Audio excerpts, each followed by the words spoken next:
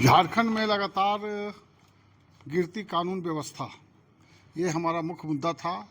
और पिछले दिनों जो धार्मिक त्यौहार थे हमारे सनातन हिंदू धर्म के हिंदुओं द्वारा जो मनाया जाता है, उसमें विशेषकर रामनवमी का त्यौहार हो, चाहे कोई भी पर्व त्यौहार हो, चाहे छठ पूजा हो, चाहे सरस्वती पूजा हो, राज्य में जितने भी हमारे त्यौहार होते हैं उन त्योहारों पर कोई न कोई विघ्न उत्पन्न करने का काम लोग करते हैं।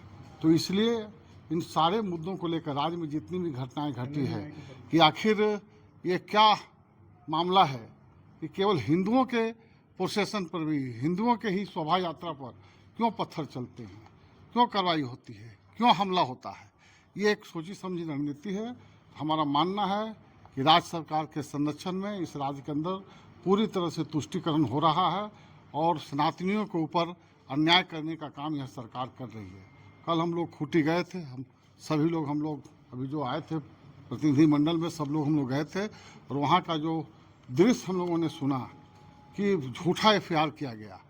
जो व्यक्ति मर गया है, मृत है, आज इस दुनिया में नहीं है, उसके ऊपर भी एफआईआर किया है। केवल नाम दे देकर हिंदुओं के ऊपर अत्याचार करने का काम हो रहा है। रात में घर में जाकर ताला तोड़ा जा रहा है, घर में दरवाज़ा तोड़ा जा रहा है, यहाँ तक कि हिंदुओं के अंदर यदि अलमीरा है स्टील का, उसको तोड़ के देखा जा रहा है इसमें कौन छिपा हुआ है। वहाँ का थाना प्रभारी आधार कार्ड मांग रहा है, देख रहा है, फोटो दिखा रहा है कि इसको हमको गिरफ्तार करना। इतना निर्दयतापूर्वक कार्रवाई करना के विरोध में हम लोग आज यहाँ आए थे और डीजीपी ने बहुत हमारी बात को गंभीरता से सुना और उन्होंने कहा कि इस तरह के सारे मामलों पर हम कार्रवाई करेंगे और किसी भी दोषी को छोड़ा नहीं जाएगा। और हम लोगों ने यह भी मांग किया कि जितने निर्दोष हिंदुओं के ऊपर गलत एफआईआर हुआ है उनको एफआईआर से मुक्त किया जाए, उस पर अनुसंधान करके उनका नाम हटाया जाए, जो दोषी हैं उनके ऊपर कार्रवाई हो। इसी मांग को लेकर हम गए थे और इस मांग के साथ हम लोग गए और हमको आश्वासन मिला है डीजीपी से, इन सारे विषयों पर हम गंभीरता से विचार करेंगे और अन्याय किसी के साथ नहीं होगा, ये उन्होंने आश्वासन दिया है।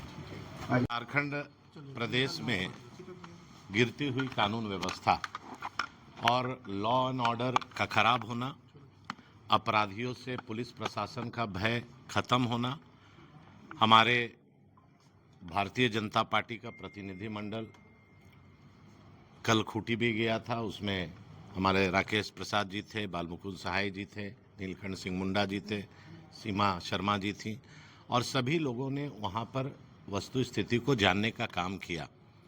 27 तारीख को ही मस्जिद के तरफ से जब 4 हिंदू भाई जा रहे थे सूचना देने, उसी समय घटना के आगाह उसी समय पता चल गई थी, लेकिन पुलिस प्रशासन को अगर सजग रहता तो ये घटना नहीं घटती।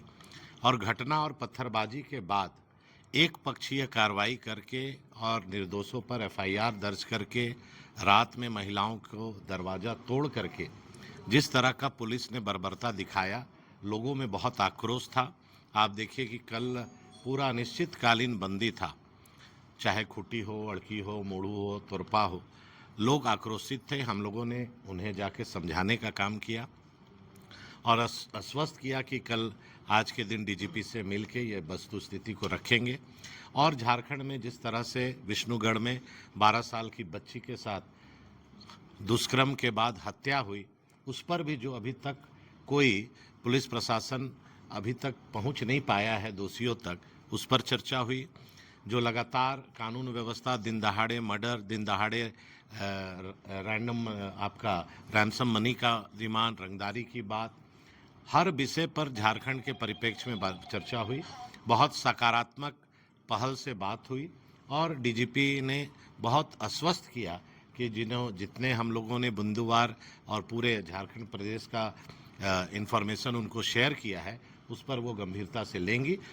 मैंने इसके बारे में जो भी कहूँ कम है। मैंने कहा कि आज जिसके भी घर में बेटी है, जब वो इस तरह की घटना देखती है तो उसका रोआ रोआ सिहर उठता है, कांप उठता है, क्योंकि शायद ही कोई घर होगा जिस घर में बेटी या लक्ष्मी नहीं होंगी। और इस प्रकार से जो घटनाएं घट रही हैं और उस पर लगाम नहीं लग रही है और महिलाओं के साथ जिस तरह से अत्याचार लगातार आप देखिए, आए दिन हर दिन कोई ना कोई कहीं ना कहीं घटना होती है और वो हम लोगों को देखने को मिलता है।